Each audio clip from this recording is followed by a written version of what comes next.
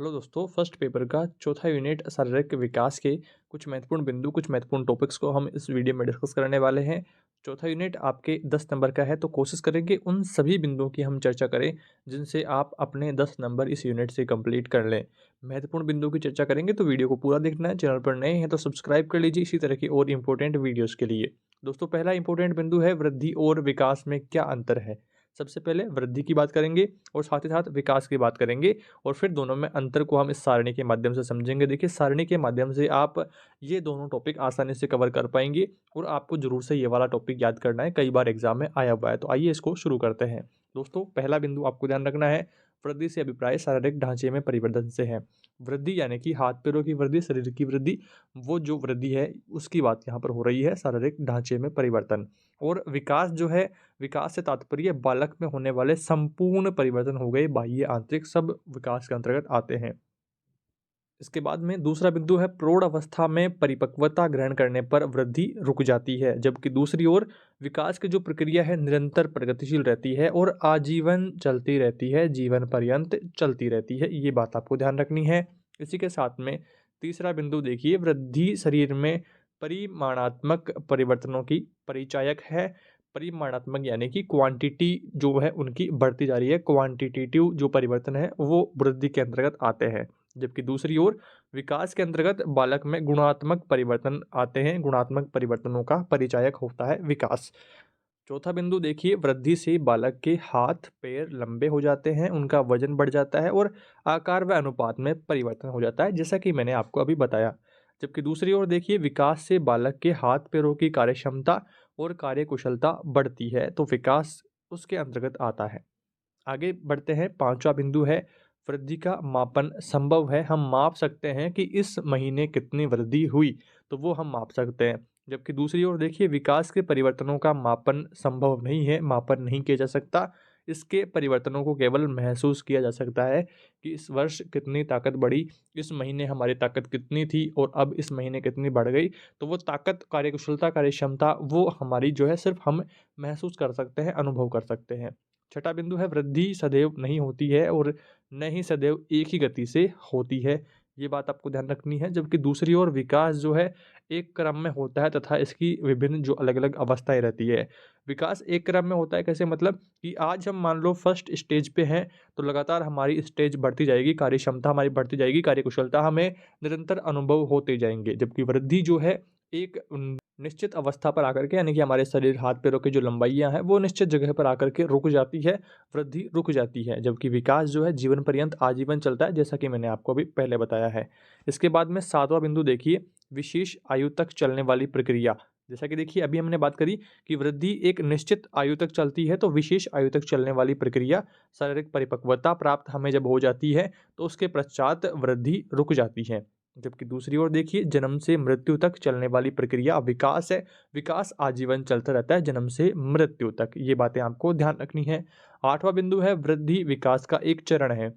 वृद्धि जो है विकास के अंतर्गत आती है और आठवां बिंदु इधर विकास में देखिए, विकास में वृद्धि भी सम्मिलित है। तो कुल मिलाकर बात यह है कि विकास का ही एक छोटा अंग है वृद्धि।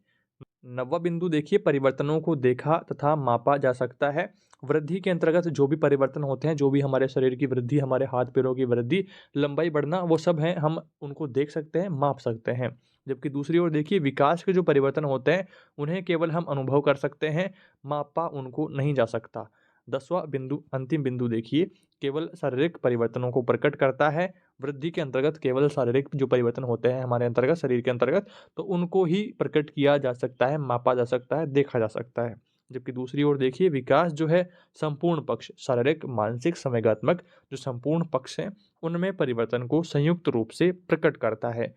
तो इस तरह से ये 10-10 बिंदु आपको वृद्धि और विकास के ध्यान रखने हैं, साथ ही साथ इनका अंतर भी आपको ध्यान रखना है। इसी तरह से आपको अगर क्वेश्चन आता है तो सारणी बना कर के ही आपको समझाना है, तो अच्छा आपको पूरे नंबर आप इसमें ले पाएँगे। आगे बढ़ते हैं दोस्तों, अगला इंपॉर्टेंट पॉइंट आता है परिपक्वता। परिपक्वता का महत्वपूर्ण बिंदु है 1 नंबर का प्रश्न कि प्रथम बार सर्वप्रथम परिपक्वता शब्द का प्रयोग 1919 में बाल विकास के क्षेत्र में सर्वप्रथम गेसेल ने परिपक्वता शब्द का प्रयोग किया। तो ये एक लाइन आपको ज़रूर से ध्यान रखनी है। और परिपक्वता के जो बेसिक्स हैं, जो नॉर्मल नॉर्मल बातें हैं, वो सब आप ऑलरेडी जानते हैं, तो ज़्यादा डिटेल में हम नहीं जानेंगे। क्या-क्या आपको ज़रूर से ध्यान रखना है, क्या-क्या एग्ज़ाम्स में आया हुआ है पिछली एग्ज़ाम्स में, तो उनको आइए हम और डिस्कस कर लेते हैं। तो पहली लाइन तो आपको ध्यान रखनी है कि परिपक्वता शब्द का बाल विकास के क्षेत्र में सर्वप्रथम प्रयोग 1919 में सर्वप्रथम गेसेल ने किया। ये बात आपको ध्यान रखनी है। इसी के साथ देखिए, गेसेल के अनुसार परिपक्वता शरीर की जो आंतरिक अवस्था है, उसके कारण उत्पन्न स्नायुओं और मांसपेशियों की जो प्रौढ़ता और दृढ़ता है, जिस पर बाह्य आवरण का प्रभाव नहीं पड़ता है। और अब हम बात करते हैं परिपक्वता की आधुनिक जो परिभाषाएं प्रचलित है, उनके बारे में। तो 2 परिभाषाएं आपको ध्यान रखनी है।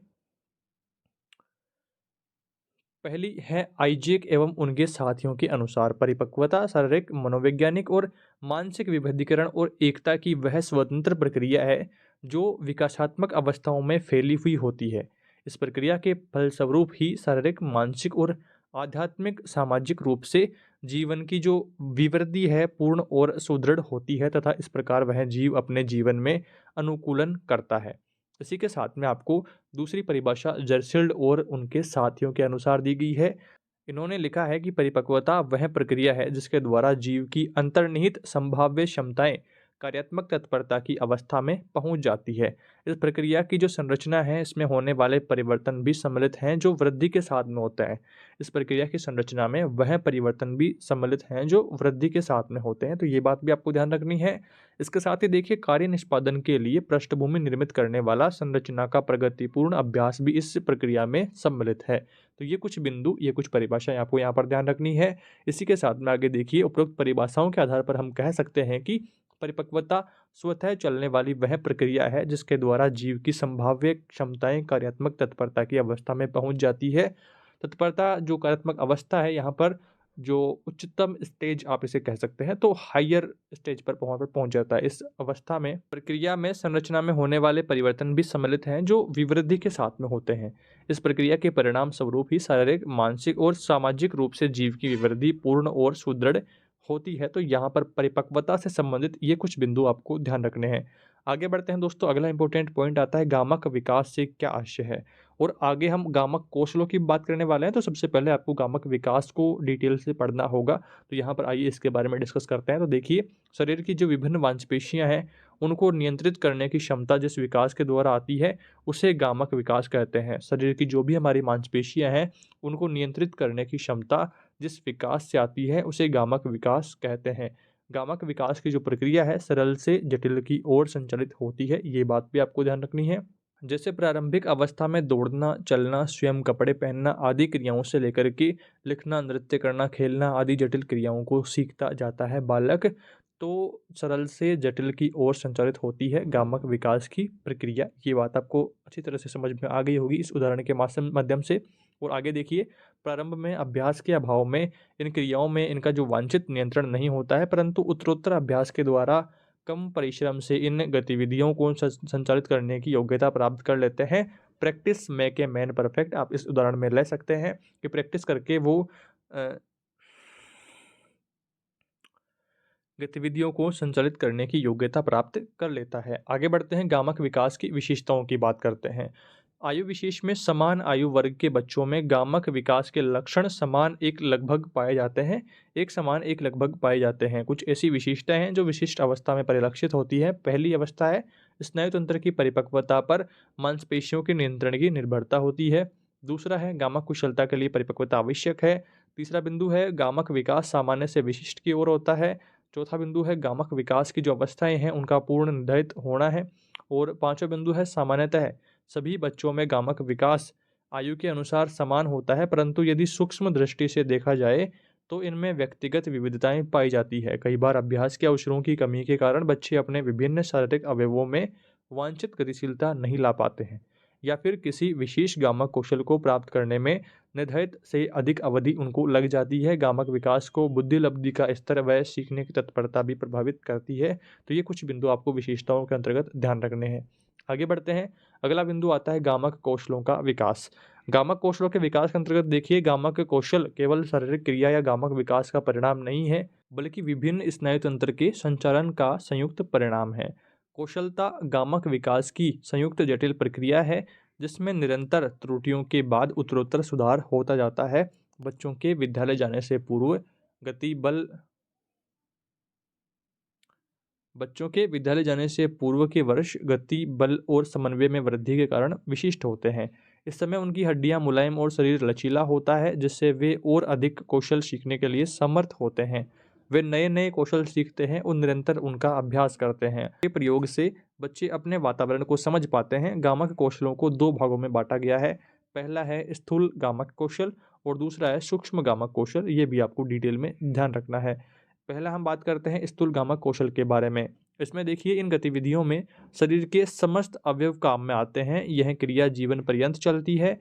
इस विकास के फलस्वरूप बच्चे शारीरिक गतिविधियों में नियंत्रण एवं समन्वय सीखते हैं, जिससे बच्चे गतिविधियों को कर पाने में, शारीरिक संतुलन बना पाने में, गति पर नियंत्रण कर पाने में समर्थ हो जाते हैं। जैसे सिर को ऊपर उठाना, अंगुलियों को खोलना बंद करना, बैठना, लुढ़कना, खिसकना, खड़ा होना, चलना, दौड़ना, कूदना और पैरों से प्रहार करना, छलांग लगाना, उछलना, पलटी लगाना आदि इन गतिविधियों का विकास क्रमबद्ध रूप से होता है। तो ये आपको स्थूल गामक कौशल के अंतर्गत ध्यान रखना है। आगे बढ़ते हैं, बात करते हैं सूक्ष्म गामक कौशल के बारे में। तो इसमें देखिए, सूक्ष्म गामक कौशलों का विकास लगभग 4 से 5 वर्ष की अवस्था में व इसके उपरांत होने लगता है। इसमें देखिए, बच्चे के सीखने के विभिन्न प्रयासों में वस्तुओं को उठाने, पकड़ने और जांच परख करने की क्रियाओं के साथ साथ खाने पीने, वस्त्र पहनने, लिखने, फेंकने, खिलौनों का प्रयोग करने की क्रियाएं भी सम्मिलित है। 18 से 36 माह की अवधि के दौरान बच्चे अपने हाथों का प्रयोग अधिक कुशलता से कर पाते हैं। वे अब छोटी-छोटी वस्तुओं को बेहतर ढंग से उठा सकते हैं, पकड़ सकते हैं और फेंक सकते हैं। तो सूक्ष्म गामक कौशल में आपको इन सब बातों को ध्यान रखना है। आगे बढ़ते हैं, बात करते हैं शारीरिक विकास को लेकर के।